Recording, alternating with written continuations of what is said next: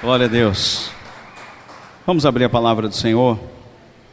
Profeta Jeremias, capítulo de número 3. Antigo Testamento, profetas maiores.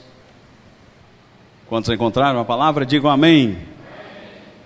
Vou ler a partir do versículo de número 6 em diante. Jeremias 3, 6 a seguir, até o 13. Diz assim: todo mundo achou? Podemos ler? Disse mais o Senhor nos dias do rei Josias: viste o que fez a pérfida Israel? Foi a todo monte alto e debaixo de toda árvore frondosa, e se deu ali a toda a prostituição. Versículo de número 7. E depois de ela ter feito tudo isso, eu pensei que ela voltaria para mim, mas não voltou. A sua pérfida irmã Judá viu isto.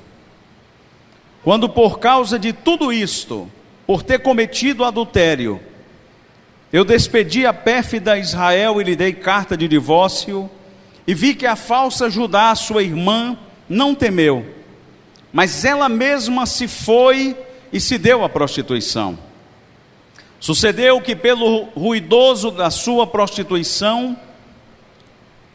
poluiu ela a terra, porque adulterou, adorando pedras e árvores.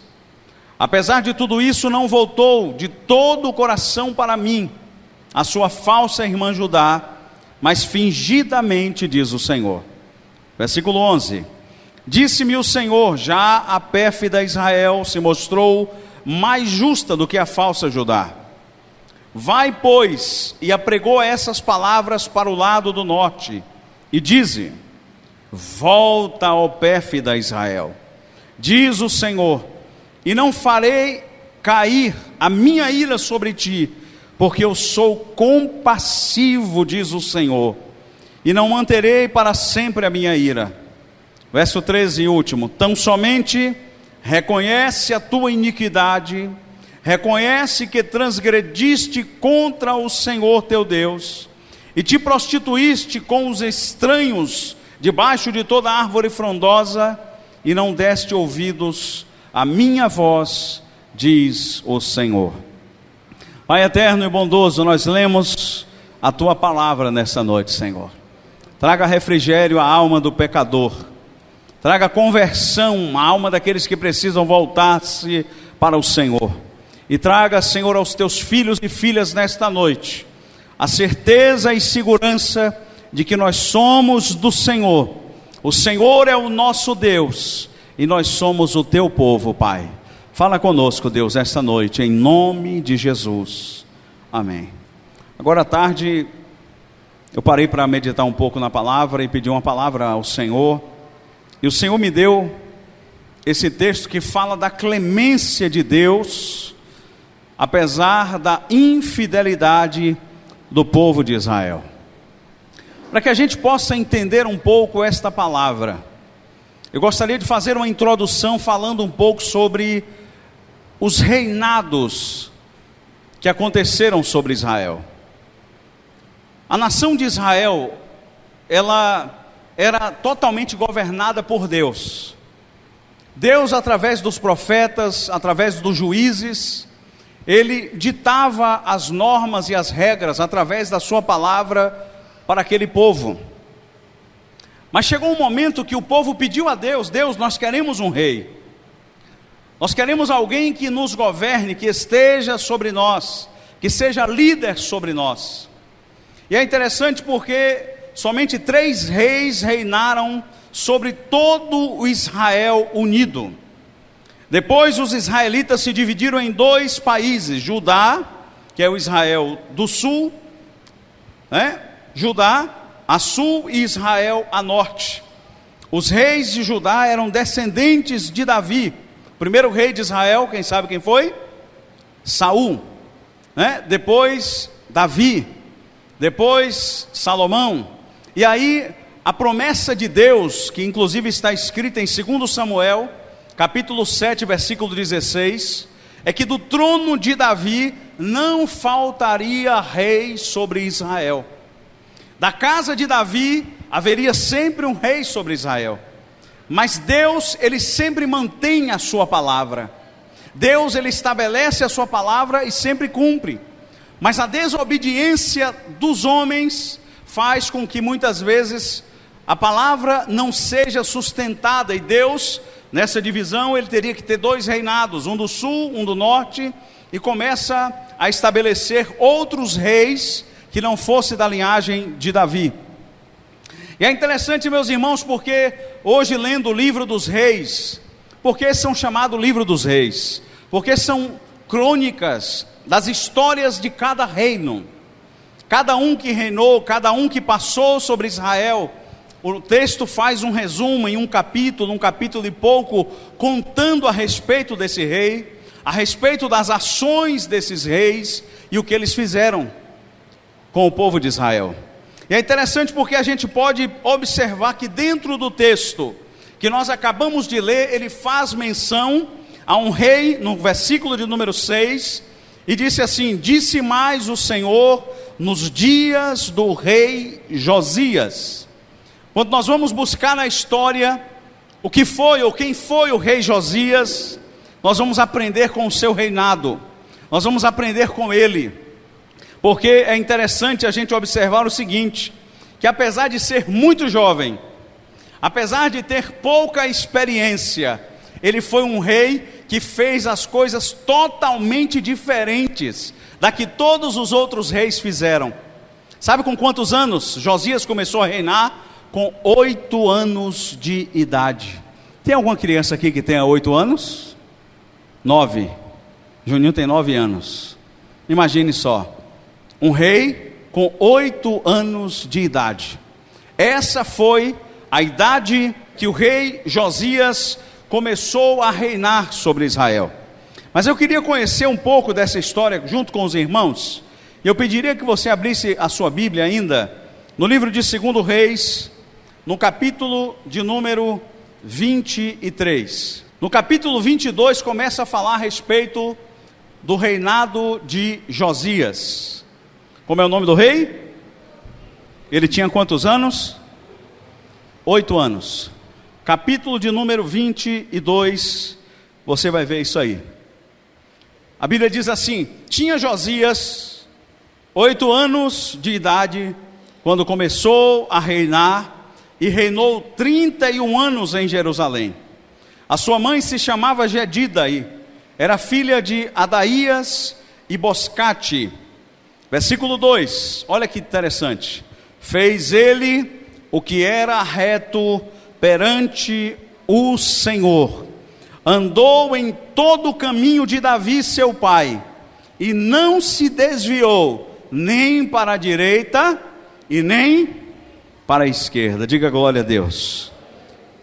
Eu vou voltar para Jeremias, a gente vai voltar de novo para esse texto aí, mas eu só fiz uma menção porque o texto, o versículo 6, fala sobre o rei Josias. Mas qual era o cenário em que vivia Israel nos tempos do profeta Jeremias? Jeremias é conhecido como o profeta chorão, mas o profeta Jeremias era de uma família de sacerdotes e começou a anunciar a mensagem de Deus ainda muito cedo. Ele amava o seu povo, mas ele amava a Deus e era fiel ao Senhor. E um certo dia, no capítulo 1 fala da vocação de Jeremias, filho de Uquias, um dos sacerdotes que estava em Anatote, na terra de Benjamim. A palavra diz que Deus fala com Jeremias.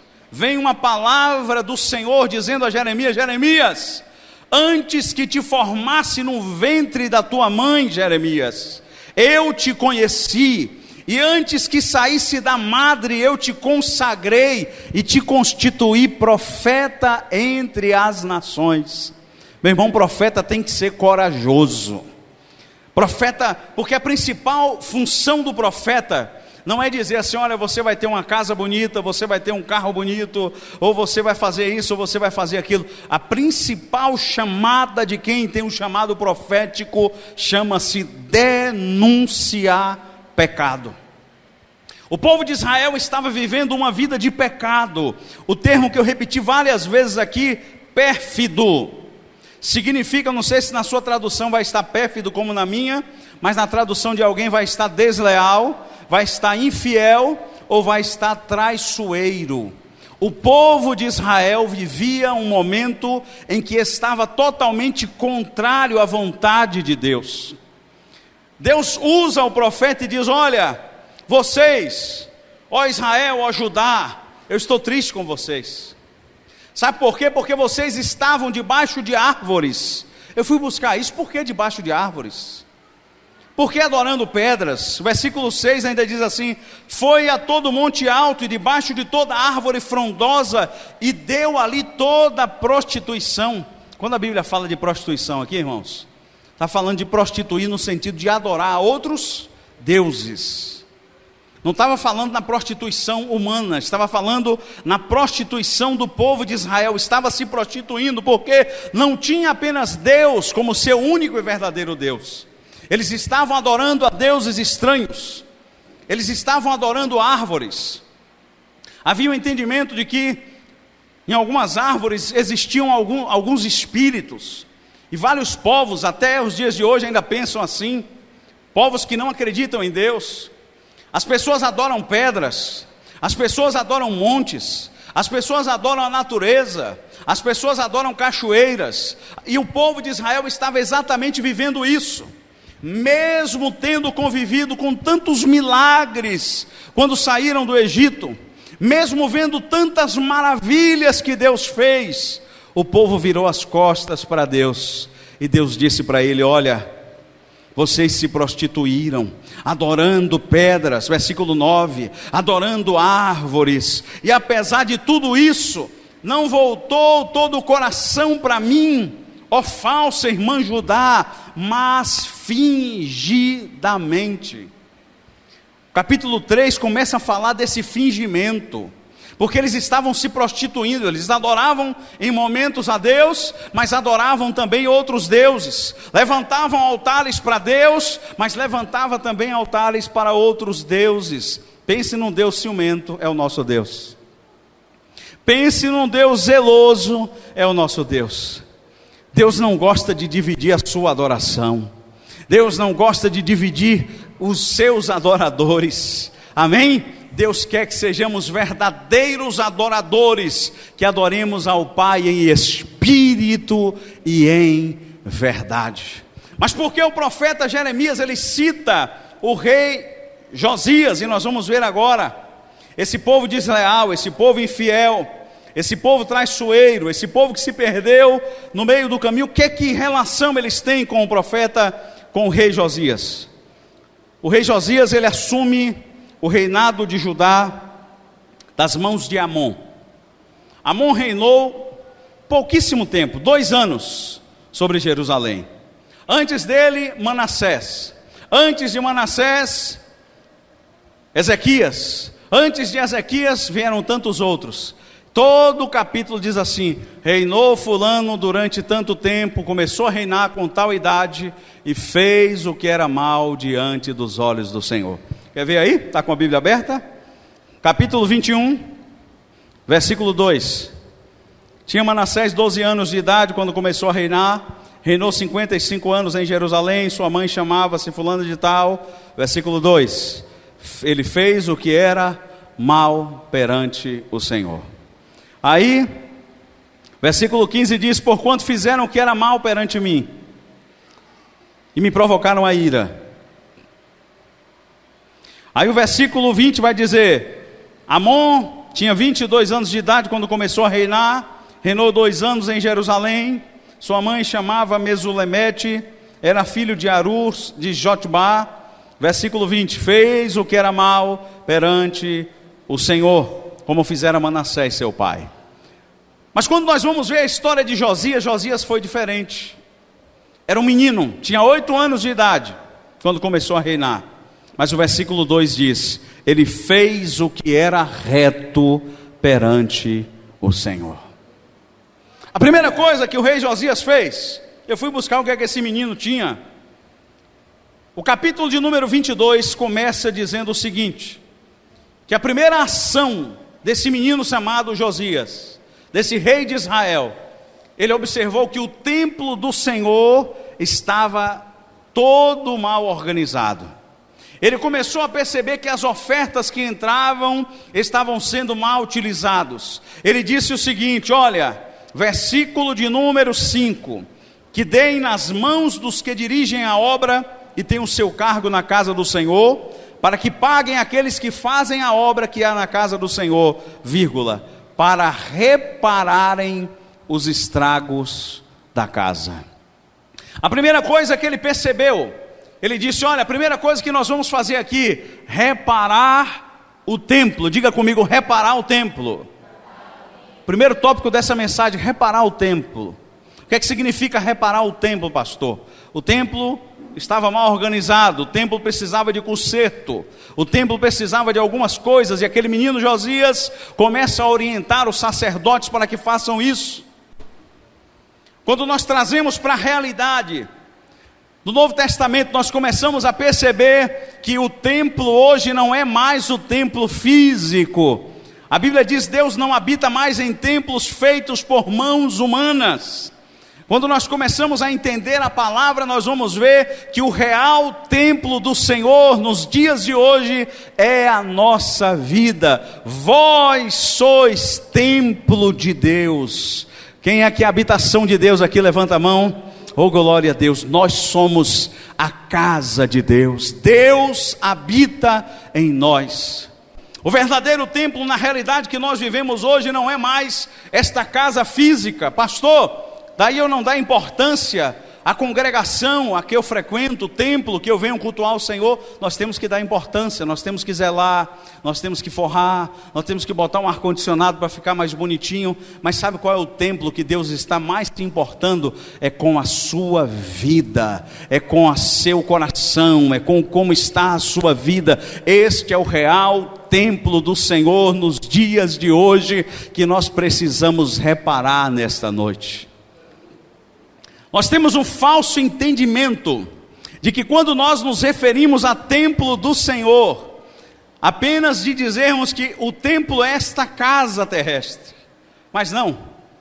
Um dia, um irmão falou para conversar com o pastor, ele falou assim, pastor, minha esposa está um pouco descuidada. Minha esposa engordou muito, pastor, desde quando eu me casei, levou a foto dela quando casou, magrinha. Aí o pastor olhou para a irmã e falou assim, biblicamente, eu estou percebendo que a irmã está querendo ampliar o templo do Senhor. Está querendo crescer o templo do Senhor. Mas na verdade esta casa terrestre, irmãos, ela não é o templo do Senhor, ela não é a casa do Senhor. Nós vamos ter uma resposta para isso quando nós entendemos que Deus é Espírito, e Ele habita no nosso espírito. Esta casa humana, ela não teria suficientemente capacidade para comportar Deus dentro de nós. Por isso, se você é magrinho, se você é gordinho, se você é baixinho, se você é alto, para Deus não importa. O que vai importar para Deus é o seu espírito, é aproximar-se diante de Deus com mãos limpas, com o coração purificado, com o coração de adorador. E é esta casa que eu preciso reparar, o meu espírito como está diante de Deus, o meu espírito como está para se encontrar naquele grande dia com o Senhor. É disso que eu preciso me importar. Pastor, mas eu tenho que cuidar também do meu corpo? Tem, o pacote é completo. Tessalonicenses 5:23, que o vosso espírito, alma e corpo sejam conservados íntegros e irrepreensíveis para a vinda do Senhor Jesus Cristo. Amém? A casa é o espírito, mas a habitação é o pacote todo. A minha mente precisa estar bem. Uma vez eu estava com um problema de saúde, eu não lembro agora o que foi. E eu ia orar, e eu sentia mal, eu falava, meu Deus, eu estou em pecado, eu fiz alguma coisa que te desagradou, porque eu não estou conseguindo aquele fluir da graça de Deus na minha vida, nas minhas orações. Eu fiquei preocupado, quando eu percebi, sabe o que estava acontecendo comigo? A pressão estava lá em cima, a glicemia estava muito alta, e isso estava me incomodando a tal ponto que eu não estava conseguindo ir diante de Deus. Você já percebeu quando você está com algum problema psicológico, com algum problema familiar, você vem para a igreja, mas não é a mesma coisa? Você vem para a igreja, mas parece que você não se liga com Deus, você não se liga com o céu. Sabe por quê? Porque às vezes a gente está precisando reparar alguma coisa na nossa vida, a gente está precisando consertar. Às vezes é pecado, o pecado afasta o homem de Deus, mas às vezes não é pecado. Às vezes é a nossa situação, é a nossa condição. Eu queria conhecer alguém aqui que conseguisse chegar diante de Deus em oração quando está sentindo alguma dor no seu corpo, quando está sentindo-se mal, quando está com alguma fraqueza. A gente não consegue, a gente fala com Deus, mas não é a mesma coisa. Por quê? Porque a gente precisa reparar o templo de Deus, a gente precisa cuidar do templo de Deus. Josias falou: gente, vamos cuidar do templo de Deus. Não deixe o templo de Deus de qualquer forma. Sacerdotes, vocês que estão aí, e eu quero dizer nessa noite, você tem a capacidade de nesta noite reparar o seu templo diante de Deus. Deus pergunta para você nessa noite: como é que está a tua vida? Como é que você entrou aqui nesta noite? E Ele mesmo responde dizendo: eu sou o Deus que tem uma capacidade de reparar a tua vida por completo. Eu tenho uma capacidade de entrar na tua vida, de fazer toda a transformação, porque eu sou Deus verdadeiro, eu sou Deus poderoso. E o rei Josias continua, depois de reparar o templo, um dos seus sacerdotes, o sacerdote Ilquias, está com a Bíblia aberta? Versículo de número 8, a Bíblia diz assim: então disse o sumo sacerdote Ilquias ao escriba Safã, achei o livro da lei na casa do Senhor. E Ilquias entregou o livro a Safã e este leu. Depois, irmãos, que eles encontraram o livro da lei, eles levaram até o rei e leram o livro da lei para o rei Josias.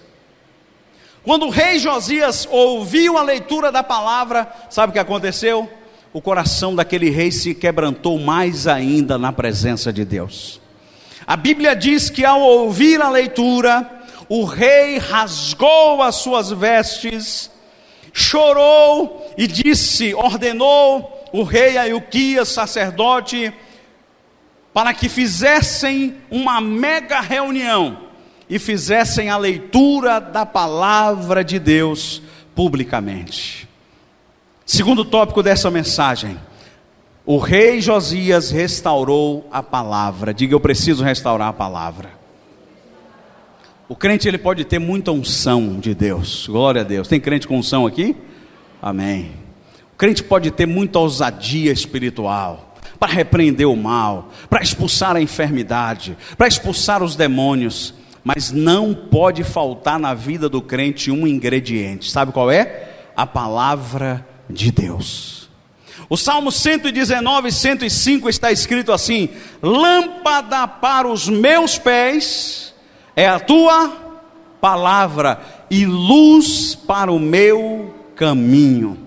Não aparta de ti o livro desta lei, antes nela medita de dia e de noite, para ter o cuidado de guardar todas as palavras que eu vos tenho falado.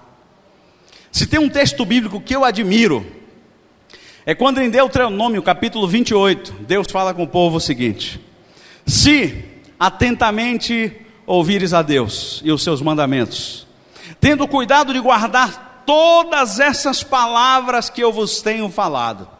Aí o versículo 2 começa dizendo assim: bendito serás no campo, bendito serás na cidade, bendito serás ao entrares, ao saíres, a plantação será bendita, a família será bendita, tudo que tu colocar na tua mão será bendito. Sabe por quando? Quando nós lemos a palavra, quando nós vivemos a palavra, quando nós guardamos a palavra no nosso coração. Não podemos apartar de nós a palavra de Deus. O rei Josias disse: olha, esse negócio está errado. Onde é que estava essa palavra? Estou parafraseando, viu, irmãos? Não é heresia não. Ele disse assim: eu achei jogada lá, rei, eu achei jogada lá no meio do templo, mas agora está aqui a palavra. E o rei disse: vamos restaurar esta palavra.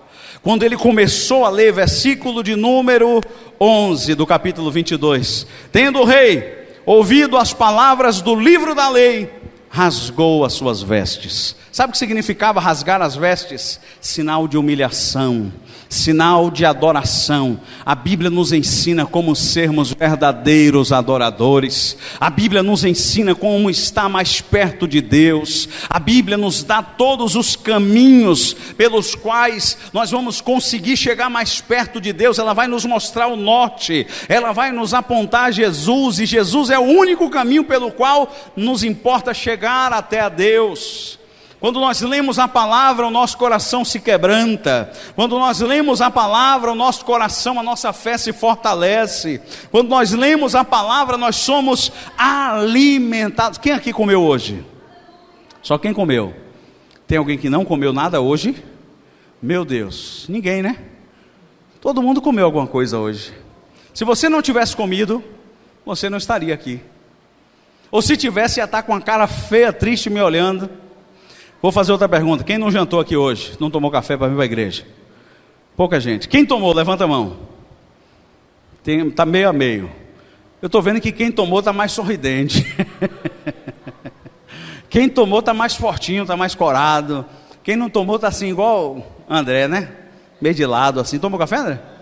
Tomou? Meu Deus. É que o organismo desse rapaz trabalha mais acelerado, viu? 2 vezes, Lado? Meu jeito. Então ali já é fadiga. Aquela fraqueza que dá depois que a gente come. Mas o que é que nos mantém de pé, irmãos? O alimento que nós comemos. A palavra de Deus é o pão, é o alimento que sacia a nossa fome espiritual. Jesus certa vez falou o seguinte: quem de mim se alimenta, por mim viverá. Quando a gente ama essa palavra, quando a gente lê essa palavra, quando a gente é fortalecido por essa palavra, a gente tem força para caminhar. Lembra do profeta? O profeta estava à beira do lago comendo pão que o corvo trazia, comendo carne que o corvo trazia. Deus falou com ele assim: olha, come essa comida, fulano. Sabe por quê? Porque com a força dessa comida tu vai caminhar 40 dias. Lembra? Que ele chega depois na casa da viúva e diz assim: olha, Deus mandou vir aqui, faz um bolinho para mim aí, depois vocês fazem o de vocês. E a mulher falou assim: ó, só tenho aqui um, se eu vou fazer, vou comer e vamos morrer. E o profeta falou: ó, na casa de quem serve a Deus não falta farinha, não falta azeite. E Deus proporcionou o milagre. Foi o profeta Eliseu, não foi? Sabe por quê? Porque Deus sempre vai te alimentar. Deus sempre vai saciar a tua fome espiritual. Deus sempre vai te fortalecer. Mas o que é que eu preciso fazer, pastor? Eu preciso estar com a palavra todo o tempo na boca, no coração. Eu preciso estar com essa palavra na minha mente. Eu preciso estar com essa palavra no meu celular. Pastor, eu posso ler a Bíblia no celular? Pode. Um dia perguntaram assim: pastor, a Bíblia é só esse livro aqui que a gente tem que andar, ou pode no celular? Pode, irmão, em qualquer lugar, não tem problema não, no computador, no celular, na Bíblia. Se fosse assim, a gente ia ter que trazer os pergaminhos para a igreja, né? A gente só ia chegar aqui, cada um com um pedaço daqueles papiros antigos para ler a palavra. O importante é a palavra estar perto de nós, não a parte de ti a palavra desta lei. Interessante porque a recomendação foi exatamente essa: olha, restaurar a palavra, mas fazer o seguinte: não te apartar dela, nem para a direita e nem para a esquerda. Olha o que está em Deuteronômio 28, versículo 14: não te desviarás de todas as palavras que hoje te ordeno, nem para a direita, nem para a esquerda, seguindo a outros deuses. Olha o que está escrito em Deuteronômio capítulo 5, versículo 32: cuidareis em fazer como vos mandou o Senhor vosso Deus. Não vos desviareis nem para a direita e nem para a esquerda. Versículo 33: andareis em todo o caminho que vos manda o Senhor vosso Deus, para que vivais, bem vos suceda e prolongueis os dias na terra que haveis de possuir. Quem anda na palavra não desvia nem para a direita e nem... Fala com seu irmão assim: quem anda na palavra não se desvia nem para a direita e nem para a esquerda. Pastor, desviar significa o quê? Fugir do alvo, deixar o caminho. Isso pode ser às vezes se afastar do evangelho, ou pode ser também às vezes se afastar do alvo. Porque tem muita gente que está na igreja, mas está perdendo o alvo que é Cristo. Tem muita gente que está na igreja, mas está perdendo o alvo que é a palavra. O crente precisa estar mirado para o alvo que é Jesus de Nazaré. Josias falou assim: gente, nós vamos restaurar a palavra, nós vamos restaurar esta presença maravilhosa de Deus, nós vamos restaurar, sabe por quê? Porque esta palavra traz vida, porque essa palavra traz ânimo, porque essa palavra traz socorro, porque esta palavra, ela vem de Deus para os nossos corações. Aleluia. Ele restaurou a palavra. Diga comigo: restaurou a palavra. Eu quero ler com vocês, por isso que eu estou procurando aqui. Já estava aberto. Foi 2 Reis, capítulo de número 22, versículo 13, a parte última do versículo, olha o que diz: porquanto nossos pais não deram ouvidos às palavras deste livro, para fazerem segundo tudo quanto de nós está escrito. Versículo 19: porquanto teu coração se enterneceu, e tu humilhaste perante o Senhor, quando ouvistes que falei contra este lugar. Por quê? Porque ele restaurou a palavra. Diga comigo: restaurou o templo. Segundo lugar, restaurou a. Terceiro lugar, terceiro tópico dessa mensagem: ele restaurou, ele refez a aliança dele e do povo com Deus. A aliança não pode ser quebrada. A aliança é o símbolo de um contrato eterno. Quando nós falamos sobre aliança, olha, eu quero ler com vocês ainda o capítulo 23. Eu estava procurando aqui o 23, o 2, sobre o tópico anterior. E leu diante deles todas as palavras do livro da aliança. Capítulo 23, versículo 3. Fez aliança ante o Senhor, para o seguirem, guardarem os seus mandamentos, os seus testemunhos, os seus estatutos, de todo o coração, de toda a alma, cumprindo as palavras desta aliança, que estavam escritas naquele livro, e todo o povo anuiu a esta aliança. Sabe o que significa anuir? Todo o povo concordou, todo o povo com um gesto de cabeça, todo o povo consentiu, com uma palavra afirmaram: olha, a gente não quer mais servir a esses deuses pagãos, a gente não quer mais viver adorando aqui a ídolos, a gente não quer viver mais debaixo de árvore, adorando a espíritos, a gente não quer mais viver adorando pedra. Irmão, tem gente adorando tanta coisa aí, tem cada religião, que o povo adora tudo, adora água, adora o que mais? Adora pedra, adora cachoeira, adora um monte. Crente também tem crente idólatra também, viu, irmão? A gente vai ver mais na frente que depois de fazer aliança com Deus, ele tirou a idolatria. Não existe ter aliança com Deus e ter aliança com o mundo. A Bíblia diz assim, que aquele que se constitui amigo de Deus, aquele que se constitui aliançado com Deus, se constitui inimigo do mundo. Não ameis o mundo, nem as coisas que no mundo há, porque aquele que ama o mundo, o amor do Pai não está nele. O povo estava longe de Deus, o povo se afastou de Deus. Mas o rei Josias, ele disse assim: nós temos que restaurar a nossa aliança com Deus. Deus está dizendo para nós nessa noite: nós precisamos refazer essa aliança todos os dias, nós precisamos refazer essa aliança todos os momentos, a gente precisa renovar essa aliança. Deus fez uma aliança com o homem, aliás várias, mas tem uma que toda vez que faz para chover a gente lembra. Qual foi? Quando ele colocou o arco-íris, né? E ele disse assim com Noé: ó Noé, não vou mais destruir a terra com água não, fica tranquilo. Toda vez que fechar o tempo, porque imagina o coração de Noé depois do dilúvio, né, irmão? Imagina aí, viu tanta chuva, viu todo mundo se perder. Agora quando ele viu uma nuvenzinha pairar no céu, o coração ficava apertado. Aí Deus falou: calma Noé, eu vou fazer uma aliança contigo aqui, eu vou colocar um sinal. Toda vez que aparecer uma nuvem no céu densa, se fechar, vai aparecer um arco-íris dizendo: eu tenho uma aliança com este povo. Deus tem uma aliança conosco, a aliança perfeita, a aliança em Cristo Jesus. No dia que nós aceitamos a fé, no dia que nós recebemos o Senhor, Ele nos recebeu, Ele se aliançou conosco. Deus vinha fazendo sempre alianças, dispensações, patriarcal, governo humano, né? O que mais? E tantas outras dispensações que aconteceram. Aí Deus falou o seguinte: olha, chega de tanta aliança assim, eu vou fazer agora uma nova aliança. Eu vou dar a este povo agora uma nova e definitiva chance, através do novo e vivo caminho aberto por Jesus Cristo. Eu sempre achei que o véu do templo se rasgou de alto a baixo para a gente entrar.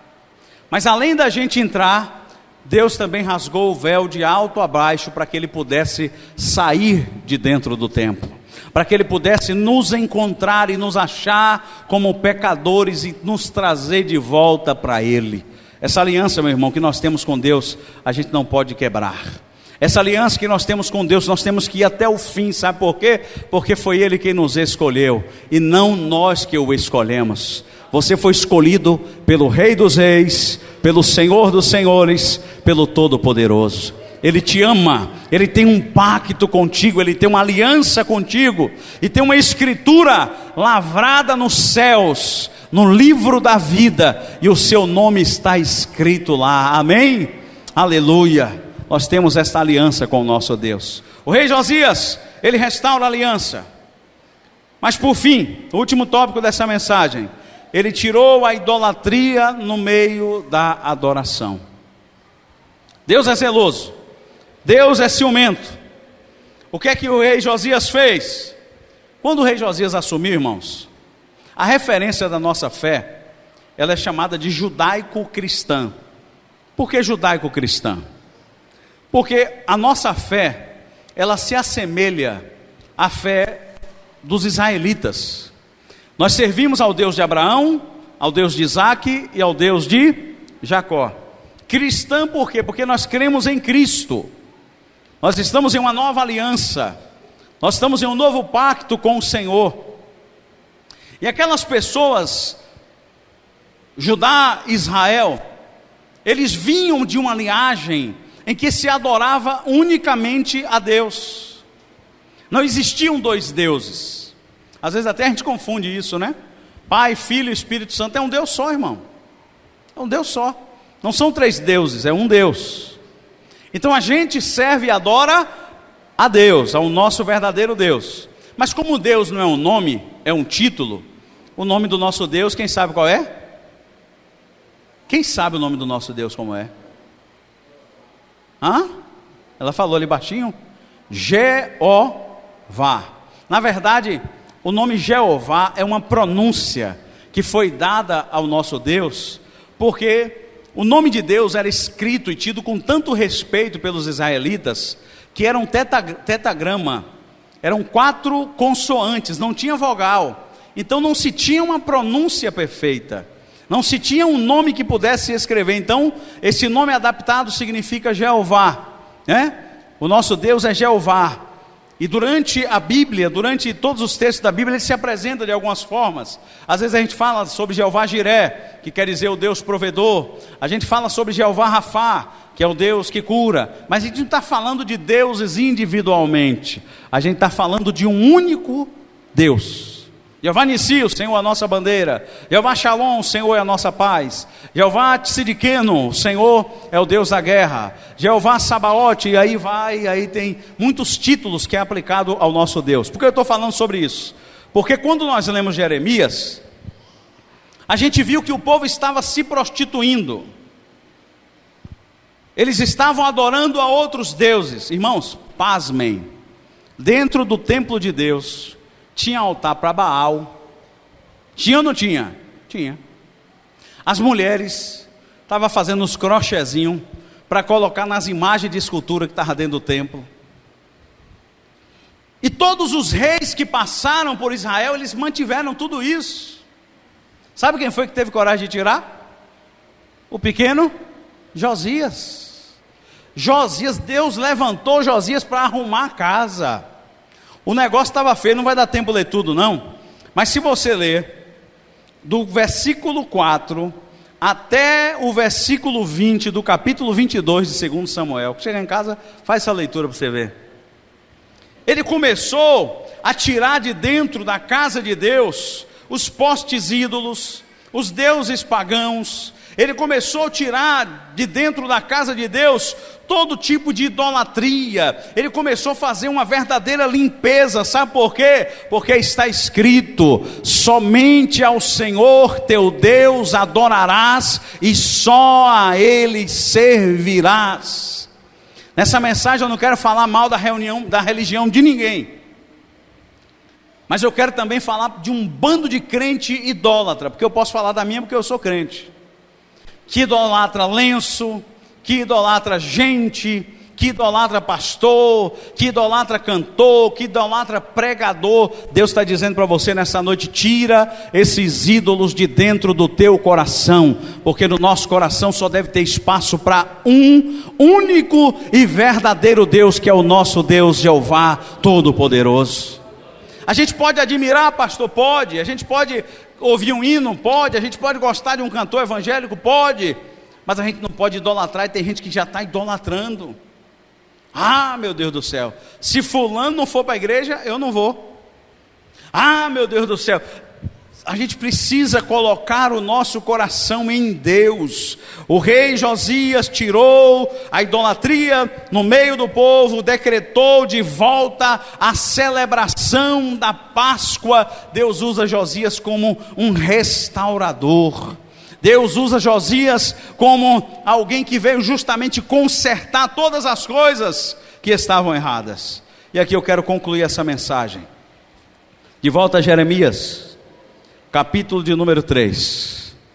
O povo estava adorando ídolos, o povo estava se prostituindo.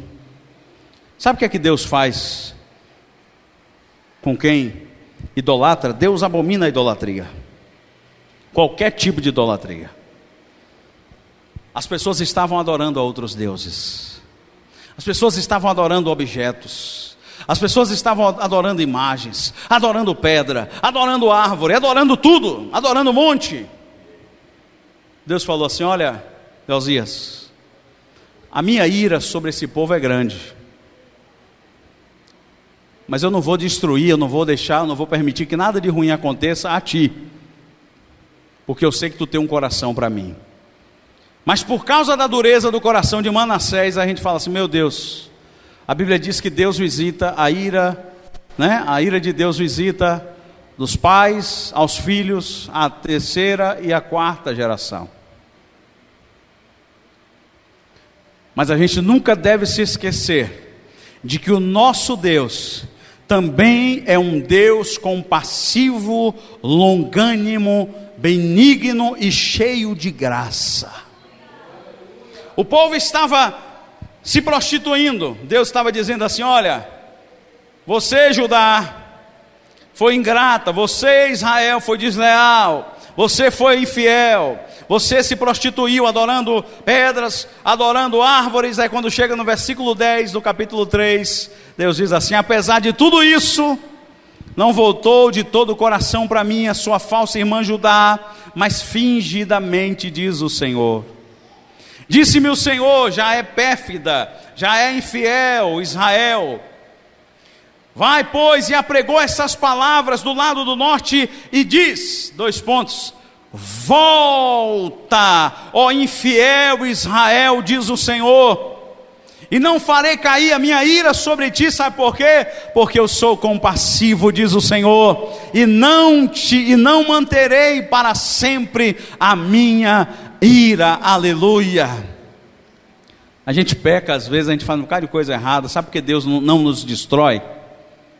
Porque Deus é compassivo e longânimo. Sabe por que Deus não aplica só a sua ira? Se Deus fosse aplicar só a sua ira, meu irmão, estava todo mundo aqui quebrado. Não estava?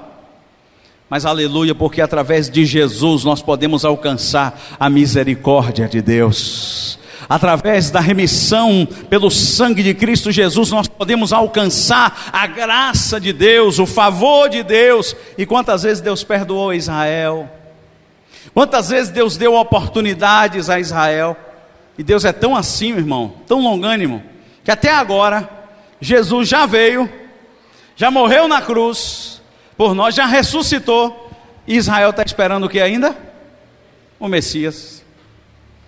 Vou dizer uma coisa, irmão, está gravado ali, essa mensagem está sendo gravada. Se eu fosse Deus, não vou nem falar o resto, mandava uma bola de fogo grandona, mas não era aquela nuvem de fogo que ficou indo no deserto não, sabe? Eu mandava consumir logo todo mundo. Mas graças a Deus, porque eu não sou Deus e você não é Deus.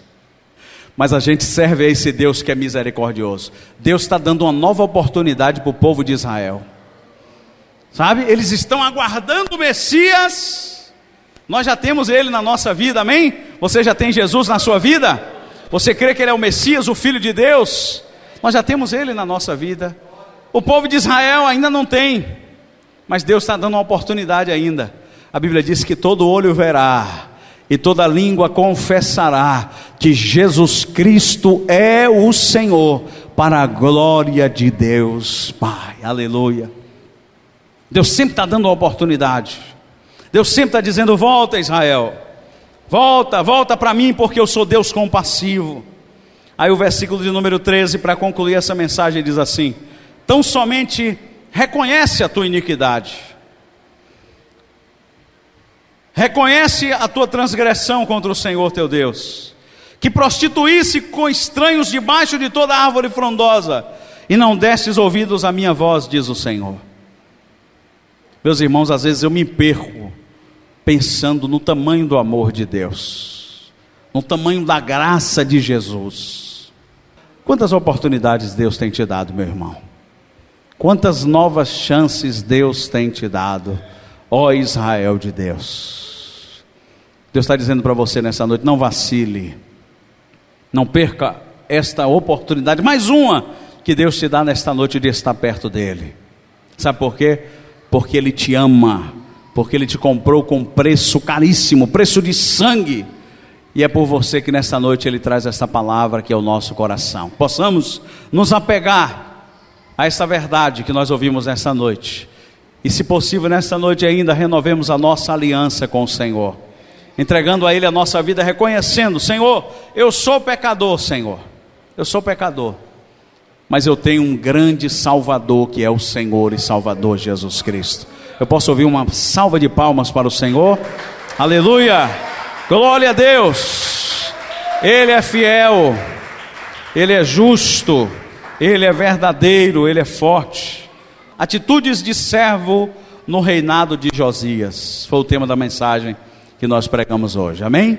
Atitudes de servo no reinado de Josias. Ele reparou o templo, restaurou a palavra, refez a aliança e tirou a idolatria no meio do povo. Guarde essa palavra no seu coração. Senhor, nós estamos aqui em Tua presença nessa noite, Pai, e nós queremos orar pela Tua igreja, pelo Teu povo, por todos que estão aqui, e declarar: Senhor, sem Ti nós não somos nada, sem Ti nós não chegaremos a lugar algum. Quantos reis sobre Israel, e todos eles se perderam, quase todos eles na sua totalidade, Senhor, adoraram outros deuses, fizeram o que era mal diante dos Teus olhos. Mas Josias foi diferente, Senhor. Ele fez a diferença no meio dessa geração. Ele fez a diferença no seu reinado. Ele foi justo. Que sejamos justos nesta geração, que sejamos separados nesta geração, que sejamos santos, que tenhamos um olhar santo, que tenhamos uma palavra santa, que tenhamos atitudes de servos na nossa vida. Possamos aprender com o rei Josias, ó Deus, a reparar o templo, a restaurar a palavra na nossa vida, a refazermos todos os dias a aliança com o Senhor. Deus, em nome de Jesus, Pai, não nos deixe perecer. Como diz a oração do Pai Nosso: livra-nos do mal, livra-nos do laço do passarinheiro, Livra-nos, Senhor, desta peste terrível chamada coronavírus e de tantas outras que estão por aí pairando, Senhor. Não somos super-homens ou mulheres maravilhas, mas eu creio que o sangue do Senhor Jesus Cristo está sobre a nossa vida. E a tua palavra diz: nenhum mal nos sucederá e nem praga alguma chegará à nossa tenda. Guarda a nossa vida, Senhor, pois somos a tua Israel celestial. Senhor, despede-nos agora debaixo da tua paz. Leva-nos em direção aos nossos lares, Senhor, nos dando uma semana de paz, de bênção, de vitória, que possamos aguardar a tua vinda, até que o Senhor venha nos buscar e nos levar para morarmos contigo, Pai. Cada visitante, Senhor, que está aqui conosco nesta noite, as pessoas que tiveram seus nomes citados aqui nesta noite, Senhor, a vida da nossa irmã Ana Clara, de Daniela e Davi, Senhor, a vida de Maliane, Senhor, de todos os irmãos e irmãs que estão aqui, guarda cada uma em tua presença, dando uma semana de bênção, de vitória e de paz em tua presença, em nome de Jesus. Que a graça do Senhor Jesus Cristo, o grande amor de Deus, que a comunhão e a consolação do Espírito Santo do Senhor seja sobre a tua casa, a tua vida, a tua família e sobre a igreja do Senhor Jesus em toda a face da terra. E todos digam